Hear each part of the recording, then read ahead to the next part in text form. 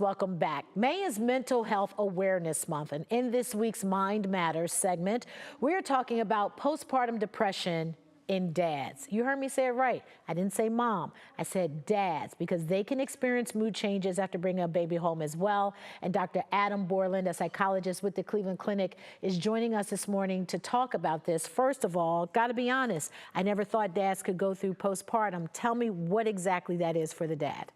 Well, thankfully, this is a topic that's getting the attention that it needs. It may not look like the standard postpartum depression that we think of with moms, but this is a very real condition in which we recognize that men's moods maybe are changing, heightened anxiety, maybe a bit more impulsive behavior. And I suppose the biggest concern is the internalization of their emotions. Keeping things bottled up is never ideal. Wow. And why is it that men don't want to talk about this? The baby comes home, everyone's around the mom and the baby. They're feeling things, but they're not saying anything. Oftentimes there might be societal or cultural expectations to keep things bottled up. I'm the man of the house, I have certain expectations, and tapping into those more vulnerable feelings can be very difficult. Well, we have a full screen of some of these signs of postpartum depression. Let's pull that up. They feel frustrated, discouraged, or even cynical, and they could even lose interest in their job during this time, correct? Very much so. This is where we recognize that individuals might benefit from talk therapy so that they recognize that these are not weaknesses. These are things they need to recognize and get help for. Do we see dads withdrawing from family members and friends all of a sudden when the baby comes home?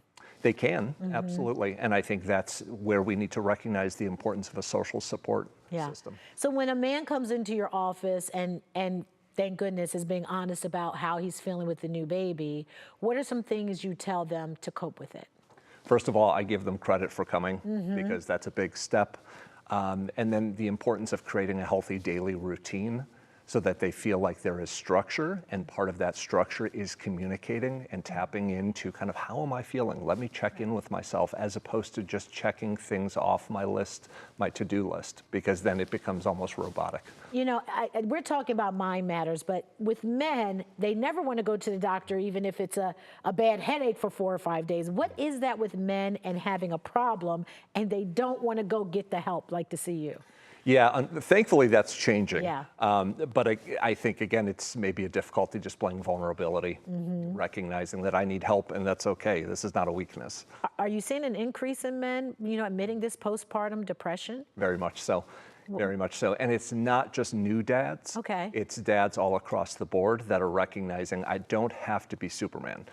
I can recognize my own vulnerabilities and get help.